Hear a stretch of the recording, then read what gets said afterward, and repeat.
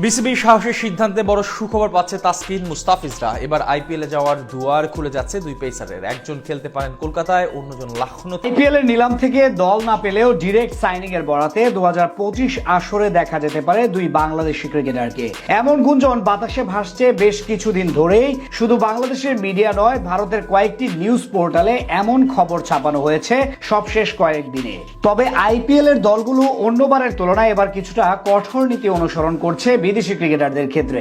সেখানে টাইগার দুই পেসারের জন্য কঠিন শর্ত জুড়ে দিয়েছে তাদের নিতে আগ্রহ দেখানো ফ্র্যাঞ্চাইজিগুলো। সেই শর্ত পূরণে সহায়ক হতে পারে বিসিবির নতুন পরিকল্পনা। আইপিএল এর আগেও টানা 3 বার ডাক পেয়েছিলেন তাসকিন আহমেদ, মুস্তাফিজ সুযোগ পাচ্ছেন নিয়মিত। তবে সমস্যা হলো ছাড়পত্র না পাওয়া। টানা 3 বার ডাক পেলেও এনওসি দেওয়া হয়নি তাসকিনকে।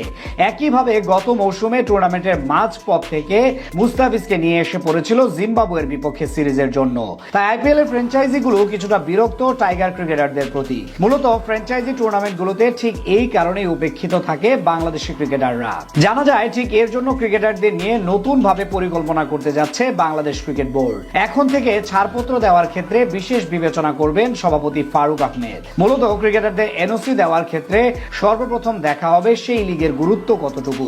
এই যেমন জিম আফ্রো টি10, কানাডার গ্লোবাল টি20 লিগ, লঙ্কা টি10 লিগের মতো ছোটখাটো টুর্নামেন্টের ক্ষেত্রে এনওসি দেওয়া কমিয়ে দিতে পারে বিসিবি। তবে সুসংবাদ হলো এখন থেকে আইপিএল, পিএসএল এর মতো বড় বড় বৈশ্বিক ফ্র্যাঞ্চাইজি টুর্নামেন্টের জন্য ক্রিকেটার ছাড়তে পারে বিসিবি। অর্থাৎ এই লিগগুলোর জন্য তাসকিনদের প্রতি কিছুটা শিথিল হতে পারে বাংলাদেশ ক্রিকেট বোর্ড। সেক্ষেত্রে অবশ্য দুই পেসারের পাশাপাশি পিএসএল এর ডাক পাওয়া 3 জনের কপাল খুলতে পারে। গুঞ্জন আছে আইপিএল এর শাহরুখ খানের মালিকানাধীন কলকাতা নাইট রাইডার্স থেকে যোগাযোগ করা হচ্ছে কাটার মাস্টার মুস্তাফিজুর রহমানের সঙ্গে।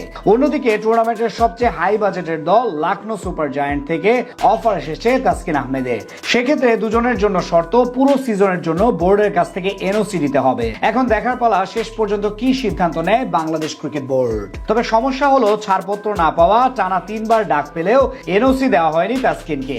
একইভাবে গত মৌসুমে টুর্নামেন্টের মাঝ পথ থেকে মুস্তাফিজকে নিয়ে এসে পড়েছিল জিম্বাবুয়ের বিপক্ষে সিরিজের জন্য।